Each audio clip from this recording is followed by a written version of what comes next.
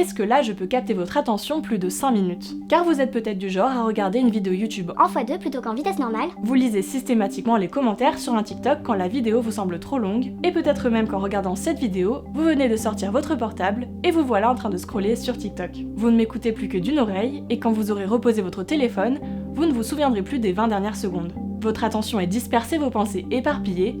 Pas de panique, vous êtes victime d'un phénomène très répandu, le popcorn brain. Le cerveau popcorn, littéralement, c'est un état mental qui est caractérisé par une tendance à passer d'une pensée à une autre très rapidement, comme des grains de maïs qui se transforment en popcorn les uns après les autres dans une casserole. Le terme a été imaginé par le psychologue américain David Levy, chercheur à l'université de Washington. Selon lui, on est tellement habitué à une stimulation constante et rapide sur les réseaux sociaux que notre attention se disperse et l'on devient incapable de se concentrer sur des tâches plus longues. On scrolle, on like, on partage et notre cerveau s'accoutume au shot de dopamine. Vous savez, c'est l'hormone qu'on appelle la molécule du plaisir qui s'active quand on a une sensation de satisfaction. Bref, ça devient de plus en plus compliqué de ne pas recevoir cette gratification immédiate. Notre cerveau est constamment en quête de récompense et ne se satisfait plus d'activités moins stimulantes. Au cours des 20 dernières années, les scientifiques ont même observé que la durée moyenne de concentration sur une seule tâche est passé de 2 minutes et 30 secondes à moins de 40 secondes. Alors comment empêcher les petits grains de maïs d'exploser dans tous les sens? Sur les réseaux sociaux, de nombreux internautes utilisent une nouvelle stratégie, le sludge content ou le contenu vaseux en français. Quand vous scrollez sur YouTube, TikTok ou Insta, vous devez souvent voir ce genre de vidéos. L'écran est coupé en deux et les deux vidéos n'ont aucun lien entre elles. En haut, vous pouvez voir la vidéo principale et en bas, une vidéo qui a pour but de garder votre attention. Ce sont souvent des vidéos hypnotisantes ou satisfaisantes, comme des constructions en sable, des animations de billes, une partie du jeu mobile Subway Surfer ou du découpage de savon. On retrouve aussi des extraits de séries comme South Park ou Family Guy. I'm Peter Griffin, I live in the house behind yours. Parfois le sludge ça ressemble même à ça, avec plein de vidéos qui se chevauchent dans tous les sens.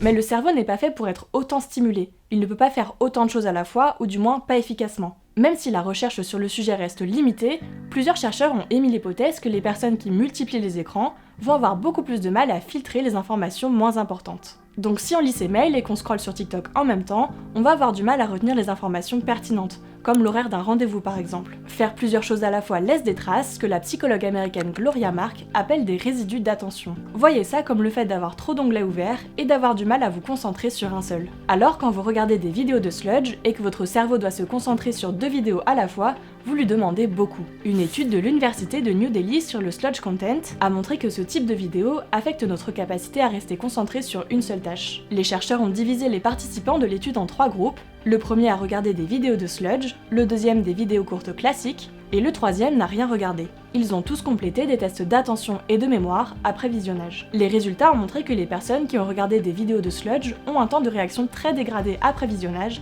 par rapport aux 2 autres groupes. Les chercheurs précisent toutefois que les résultats présentent certaines limites. Seules 48 personnes y ont participé et n'ont pas été suivies sur le long terme.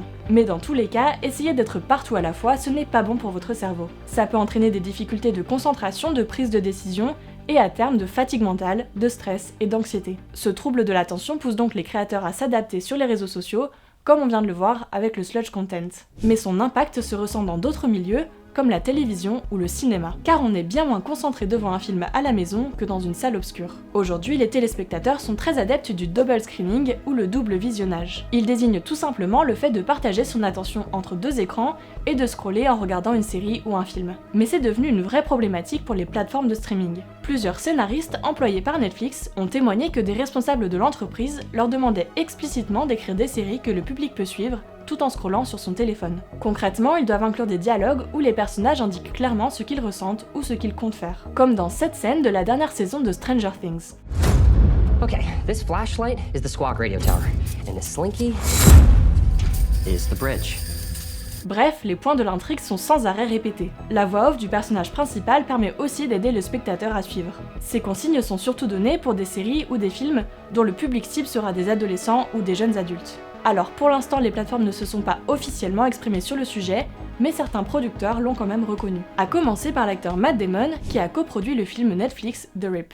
And now they're like, can we get a big one in the first 5 minutes to get somebody, we want people to stay tuned in and it wouldn't be terrible if you reiterated the plot 3 or 4 times in the dialogue because people are on their phones while they're watching, you know what I mean? Il reste toutefois difficile de quantifier le nombre de productions qui suivent vraiment ces consignes. mais si vous y portez attention, vous devriez facilement vous en rendre compte. Alors sommes-nous condamnés à avoir un temps d'attention de plus en plus réduit? Eh bien non, le popcorn brain est réversible. Selon la neuropsychologue Julie Lerosfuch, interrogée par le média suisse Blick, on peut tout à fait reprendre l'habitude de focaliser notre attention sur la durée, car le cerveau est malléable et adaptable. Il faut juste y aller progressivement, et se forcer à lire le chapitre d'un livre ou regarder un film sans toucher à son téléphone. On reprend alors conscience de la satisfaction tirée d'une activité sur laquelle on se concentre vraiment. Il faut aussi essayer d'identifier nos pics d'attention dans la journée pour être plus productif, et éviter toute distraction en bloquant les réseaux sociaux et nos notifications. Alors peut-être qu'avec tous ces conseils, vous avez réussi à aller au bout de cette vidéo, et si vous êtes toujours là, n'hésitez pas à la liker si elle vous a plu, et à vous abonner pour ne rien manquer sur cette chaîne.